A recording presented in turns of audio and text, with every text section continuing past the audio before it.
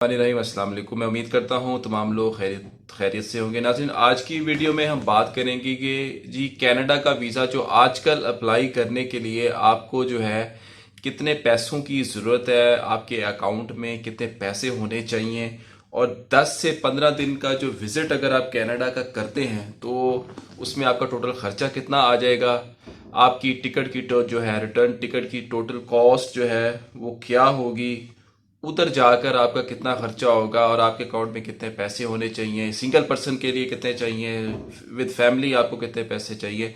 आज की वीडियो में हम ये तमाम बातें जो हैं डिटेल से डिस्कस करेंगे। जी बराए मेहरबानी वीडियो को आखिर तक देखिएगा, क्योंकि यही यहाँ पर ही आप लोग गलतियाँ करते हैं जी बैंक स्टेटमेंट में, तो फिर आपका वीज़ा रिफ्यूज़ हो जाता है। फिर आप बाद में क्वेश्चन करते हैं जी कि जी हम अपने ट्रिप को जस्टिफाई नहीं कर सके। तो वो यही वजह होती है कि आप लोग बातों को गौर से नहीं सुनते। As usual request, channel subscribe नहीं किया प्लीज उसको सब्सक्राइब कर लें और घंटी के बटन पर जरूर दबा दीजिएगा। जी बगैर वक्त जाया किए स्टार्ट करते हैं। जी देखिए जी, कनाडा जो है एक बड़ा एक्सपेंसिव, बहुत ही एक्सपेंसिव कंट्री है।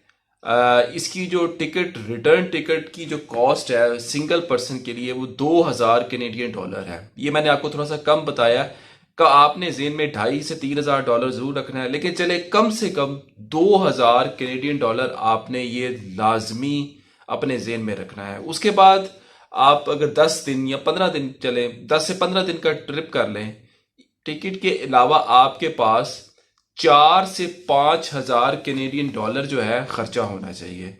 तो इन शॉर्ट मैं ये कहूंगा कि जी टिकट और खर्चा जो है वो मिलाकर आपके अकाउंट में 7 हजार डॉलर तो ये होता है आपके पास, ये इस मद में होना चाहिए, क्योंकि आपने वहां पर रहना है, खर्चा करना है, सैर करनी है, होटल में रहना है, नियाग्रा फॉल देखनी है, वगैरह वगैरह जितने भी चीजें हैं। तो 10 से 15 दिन में आपका जो टोटल खर्चा टिकट का और दूसरी चीजों का 7 हजार डॉलर है, ये आपने जहन में रखना है।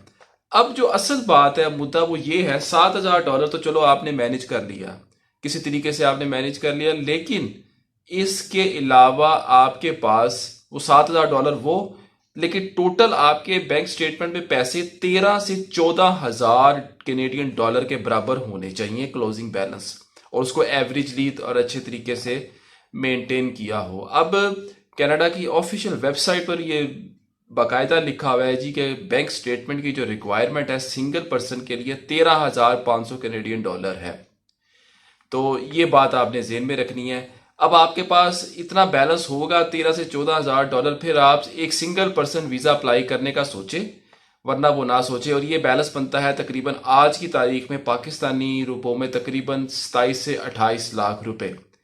ये तो हो गया सिंगल पर्सन का। चलिए जी, let's move on to family. लोग फैमिली के बारे में भी बहुत पूछते हैं जी कि जी फैमिली के साथ अगर हमने अप्लाई करना हो तो जी कितना खर्चा आता है। जी देखिए, चले एक मिसाल देता हूँ। एक 3 लोगों की फैमिली है, मियाँ बीवी हैं और एक बच्चा है। अब इसमें 7 हजार तो 3 लोगों की रिटर्न टिकट का हो गया, तकरीबन 7 हजार, इससे ज्यादा ही होगा लेकिन 7 हजार आप जेन में रखें। उसके बाद 3 लोगों का खर्चा 10 से 15 दिन का कम से कम आपका 10 हजार डॉलर कैनेडियन डॉलर होगा, क्योंकि कनाडा एक्सपेंसिव मुल्क है। तो 17 हजार डॉलर तो आपका ये हो गया। अब ये जो आपने शो करवाना ही करवाना है। अब आपकी बैंक स्टेटमेंट या आपके पास फंड्स बैंक स्टेटमेंट की शक्ल में ऐसे होने चाहिए कि वीजा ऑफिसर को जब ये लगे कि जी 17 हजार डॉलर इसका ये खर्चा उधर 15 दिन का आ रहा है या 10 दिन का आ रहा है, तो आया 17 हजार डॉलर के बाद इसके पास इतने पैसे ही बच रहे हैं कि जी कि ये वापस आकर भी अपने आप को सरवाइव कर सकेगा। तो इससे मैं एक राउंड फिगर ये दूंगा कि 17 हजार डॉलर के अलावा कम से कम आपके पास 10 हजार डॉलर और एक्स्ट्रा होना चाहिए आपके अकाउंट में क्लोजिंग बैलेंस की शक्ल में, जो कि बैंक स्टेटमेंट में होगा। तो ये तकरीबन बन गया 17 हजार वो हो गया और 10 हजार ये हो गया। ये कम से कम आपको बता रहा हूं, तो ये 27 हजार डॉलर हो गया। अब 27 हजार डॉलर को यानी कि 220 रुपए का गालिबन है कैनेडियन डॉलर। अब 220 रुपए को आप 27 से ज़रब दे दे तो आपके 14 तबक रोशन हो जाएंगे। तो मेरा ख्याल है, मैंने भी इसको फिगर को कैलकुलेट नहीं किया, आप मुझे बता दीजिएगा कमेंट में कि कितना बनता है, लेकिन मेरा ख्याल है कि तकरीबन 60 लाख बन रहा है। कमेंट सेक्शन में मुझे ज़रूर बताइएगा कि जी ये 27 हजार डॉलर आज की डेट में कितने बन रहे हैं। अच्छा जी, तो उसके बाद अगर आप इतनी रकम शो करवाते हैं, वीज़ा ऑफिसर जब ये देखता है, ये चीज़ें कनाडा की बात कर रहा हूँ, तो वीज़ा ऑफिसर फिर ये कंक्लूड कर लेता है कि ये बंदा इसके पास सफिशेंट अमाउंट ऑफ मनी है, ये उधर जाकर अपना खर्चा उठा सकेगा, किसी पर बोझ नहीं बनेगा और ये वापस आ जाएगा। तो ये चीज़ें आपने मद्देनज़र ज़रूर रखनी है कनाडा का वीज़ा अप्लाई करते वक्त।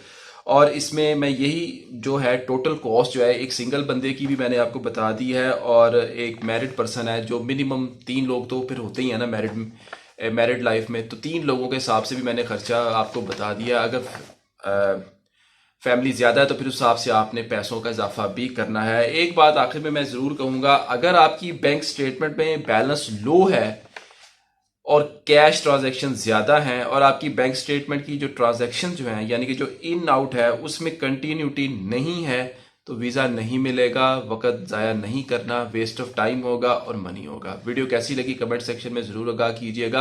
अब तक के लिए इतना ही, बहुत शुक्रिया, अल्लाह हाफिज़।